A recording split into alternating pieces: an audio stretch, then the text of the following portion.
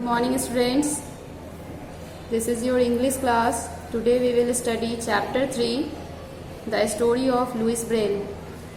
आज हम लोग चैप्टर 3 पढ़ेंगे लुइस ब्रेल के लाइफ के बारे में।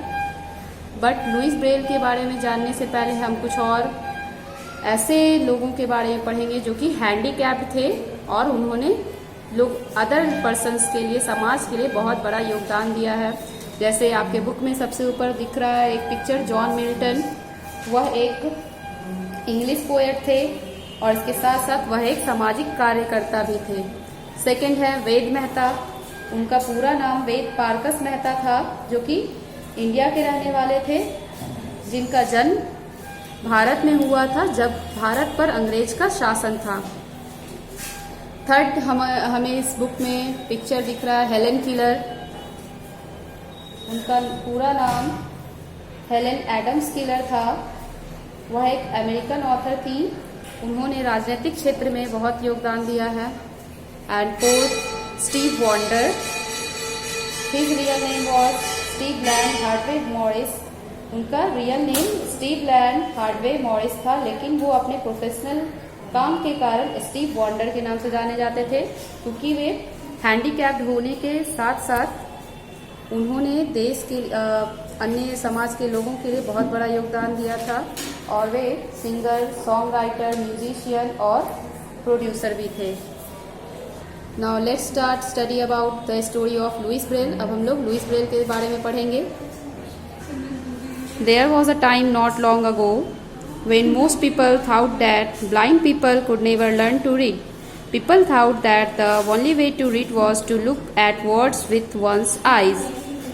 कुछ समय पहले की बात है जब लोग यह सोचा करते थे कि अंधे लोग पढ़ लिख नहीं समझ सकते हैं। पढ़ने लिखने के लिए आँख का होना कंपलसरी है। जिनके पास आँख होता है वही पढ़ लिख सकते हैं। A young French boy named Louis Braille thought differently.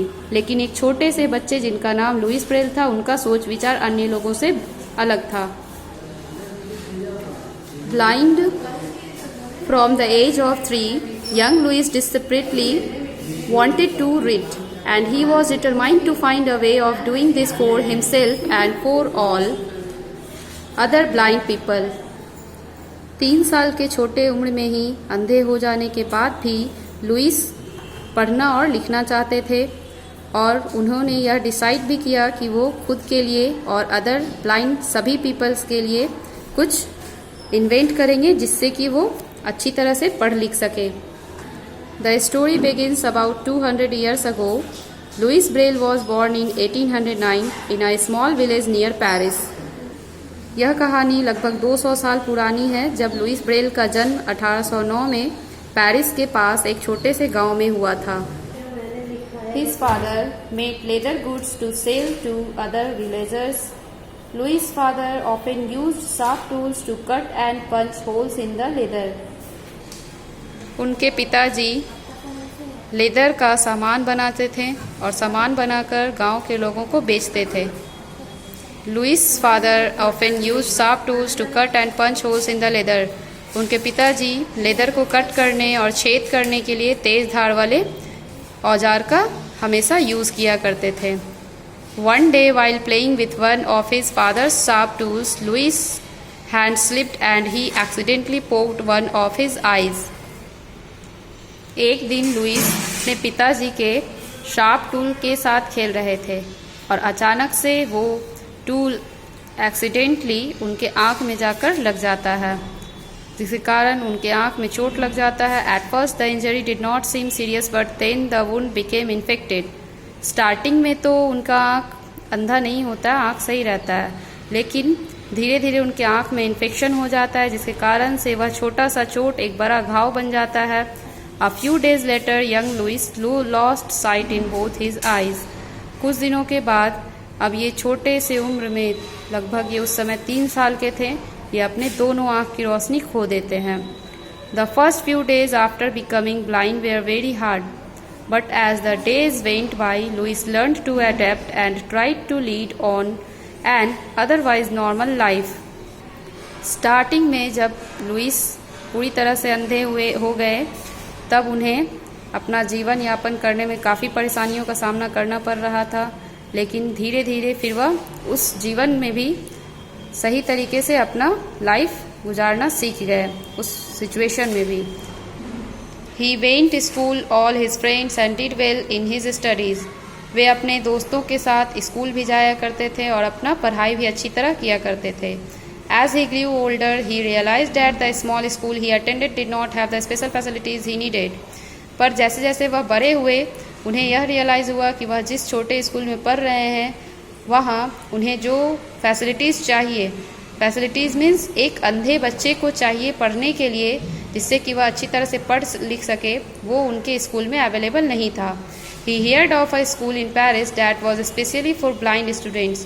उन्होंने एक पेरिस के ऐसे स्कूल के बारे में उनके पास जानकारी थी जो सिर्फ अंधे बच्चों के लिए ही था। वहाँ पे अंधे बच्चों के लिए स्पेशल फैसिलिटीज़ भी अवेलेबल थे। Louis joined this school to get a good education. Louis अच्छी शिक्षा ग्रहण करने के लिए उस स्कूल में एडमिशन करवाते हैं। All along, Louis felt that there must be a way for blind people to read as quickly and as easily as a person who can see. धीरे धीरे समय बीतने के साथ उन्हें यह रियलाइज़ हुआ कि अंधे लोगों के पढ़ने और लिखने के लिए कोई सरल और जल्दी जल्दी पढ़ने के लिए कोई आसान तरीका होना चाहिए, और उस दिन के बाद से वह फिर उसके ऊपर ध्यान देने लगे और उसी एरिया में वर्क करने लगे कि क्या करें जिससे कि कोई भी अंधा लोग आसानी से पढ़ सके। One day somebody at Louis school heard about an alphabet code that was being used by the French army. The alphabet code was made up of small dots and dashes.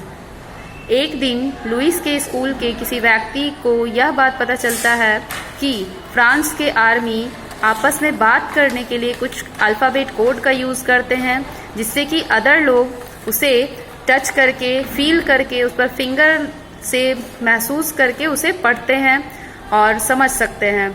और वो अल्फ़ाबेट कोड जो था उसमें 6 dots और dashes हुआ करते थे। These dots and dashes were raised up off the paper and could be read simply by running one's finger over him. ये डॉट्स और डैशेज पेज के ऊपर उभरे हुए होते थे जिसको कोई भी फिंगर से टच करके पढ़ सकता था आसानी से। Louis studied the code and tried it out. Louis उस कोड को अच्छी तरह से पढ़ते हैं, उनके बारे में जानकारी लेते हैं और वह उसको पढ़ने का कोशिश भी करते हैं। It was interesting but was still slow and difficult to read. यह बहुत ज़्यादा इंटरेस्टिंग तो था, लेकिन यह काफ़ी स्लो प्रोसेस था पढ़ने और लिखने का, और इसको पढ़ना भी आसान नहीं था, थोड़ा डिफ़िकल्ट था। The dashes took up a lot of space on a page. Each page could only hold 1 or 2 sentences. यह डैशेस जो थे वो पेज पर काफ़ी ज़्यादा स्पेस लेते थे और 1 से 2 सेंटेंस में ही पूरा पेज फिल हो जाया करता था। Louis knew that he could improve this alphabet in some way, perhaps by removing the dashes. Louis यह रियलाइज़ किए कि और वह जानते थे कि वो इस अल्फ़ाबेट कोड सिस्टम को कुछ सुधार सकते हैं और इसमें कुछ रिमूव करेंगे जिससे कि उनका जो पेज ज़्यादा ले रहा था वो थोड़ा कम लेगा। ओके स्टूडेंट्स, आज हम लोग हाफ चैप्टर ही पढ़ेंगे, हाफ चैप्टर कल एक्सप्लेन करेंगे। Bye, thank you.